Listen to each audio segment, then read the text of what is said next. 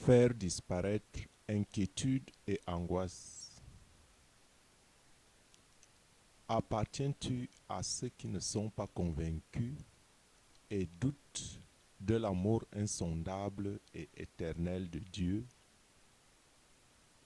Vous en doutez-vous jusqu'au point où sûrement vous vous demandez si cela vaut la peine, l'existence de Dieu dans votre vie, ou même l'existence de Dieu en général? Si cela vaut la peine de continuer de prêter même attention à une telle allégation par laquelle Dieu s'occuperait de toi et des hommes. Tant il est vrai que depuis ton enfance, tu vis dans un environnement où rien n'a de bon sens, tout semble sens dessus-dessous, où ta vie semble correspondre à tout sauf ce que tu attends d'elle et souhaites voir se réaliser. Or, Dieu, par les Saintes Écritures, ne laisse aucun doute sur la valeur qu'il a placée sur chaque être humain, donc toi aussi. Et voici deux choses qui peuvent faire disparaître tes angoisses, tes inquiétudes et tes doutes. Voici deux choses que l'Éternel aime, et même trois ou quatre, où tu auras besoin de réfléchir, quelle est ta position, et essaye d'y réfléchir, essaye d'y appliquer, et tu verras si ta vie ne changera pas. Dieu aime la droiture. Es-tu droit? Dieu aime la justice. Es-tu juste?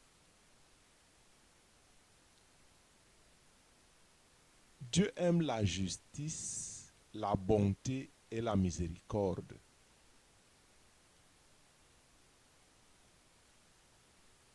La troisième chose, crains Dieu, crains le nom de Dieu, accepte les épreuves qu'il t'envoie, accepte les épreuves comme quelque chose de normal dans la vie, parce que tout ne peut pas être parfait, rien n'est parfait chez aucun homme. N'aime pas les épreuves, mais accepte-les avec joie et dépose ton fardeau auprès de Dieu.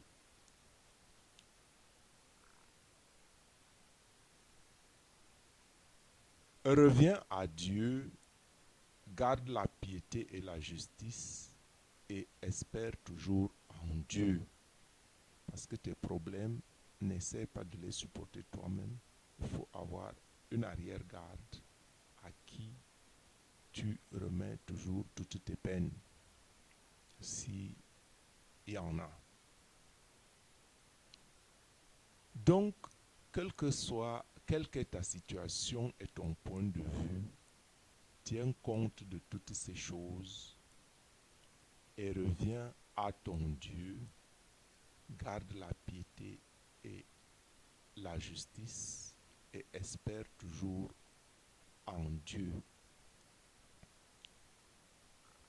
Lavons-nous, purifions-nous, ôtons de devant nos yeux la méchanceté de nos actions, cessons de faire le mal, reformons nos voies et nos œuvres, surtout la voie de la connaissance de Dieu, parce que mon peuple souffre à cause de l'ignorance. Recherche l'Éternel en toute humilité, pratique ses ordonnances, recherche la justice, recherche même l'humilité elle-même, revêt-toi de l'humilité, recherche l'amour et garde l'espérance de retrouver l'espoir.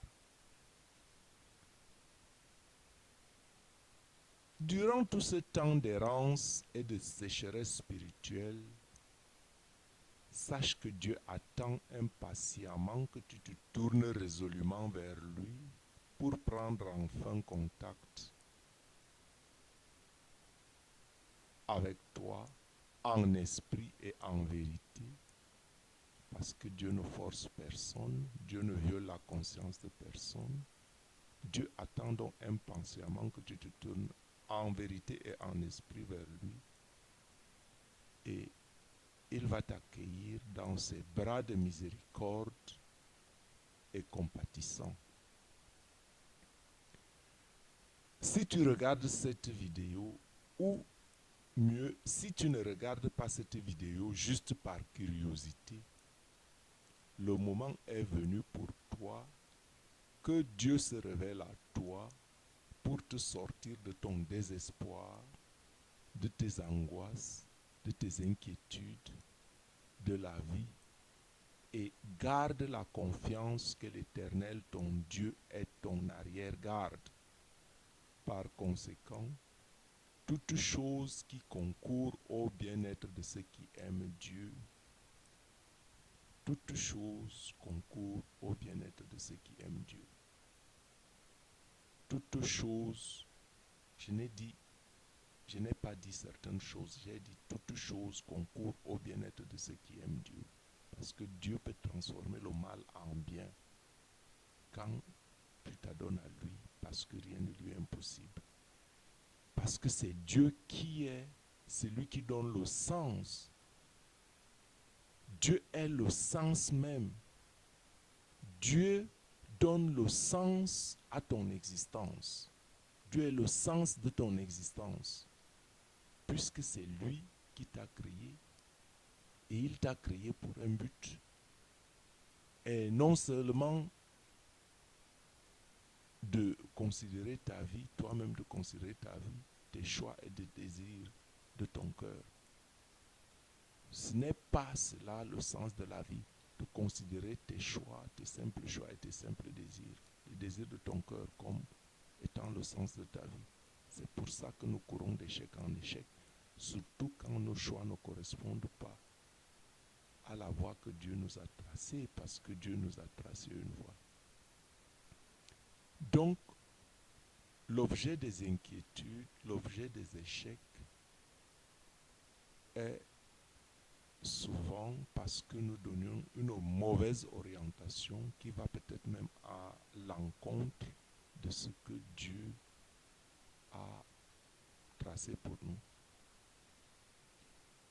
Donc, pour faire disparaître tes angoisses et tes inquiétudes, accueille les problèmes comme étant des situations normales que le Seigneur t'envoie, comme une épreuve d'examen pour un élève qui doit donc les résoudre dans la pratique de la vie, en puisant tes forces dans l'union avec le Seigneur, dans son immense puissance, puisque ta lutte n'est pas une lutte comme tu la vois, il faut la voir comme Dieu la voit.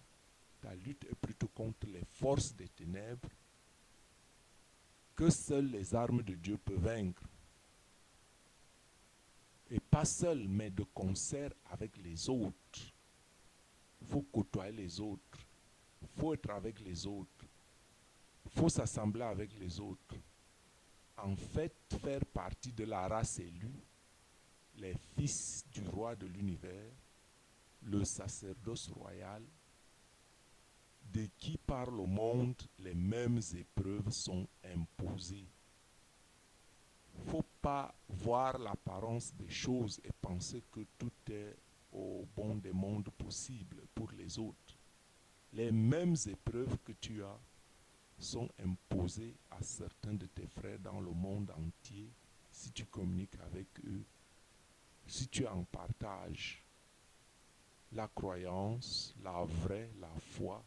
Tu verras, ils te raconteront des choses, ils te réconforteront, afin qu'ensemble, tu annonces avec eux les vertus de celui qui t'appelle des ténèbres à la lumière, parce que ton Créateur n'est pas ténèbres, ton Créateur est lumière, et la lumière ne peut sortir des ténèbres, tout comme les ténèbres ne peuvent pas sortir de la lumière.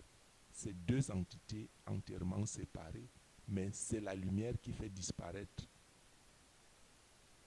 les ténèbres. Quand Dieu est avec toi, toutes tes angoisses, toutes tes inquiétudes, tous tes doutes vont disparaître, vont soudre, vont fondre dans la lumière de ta présence.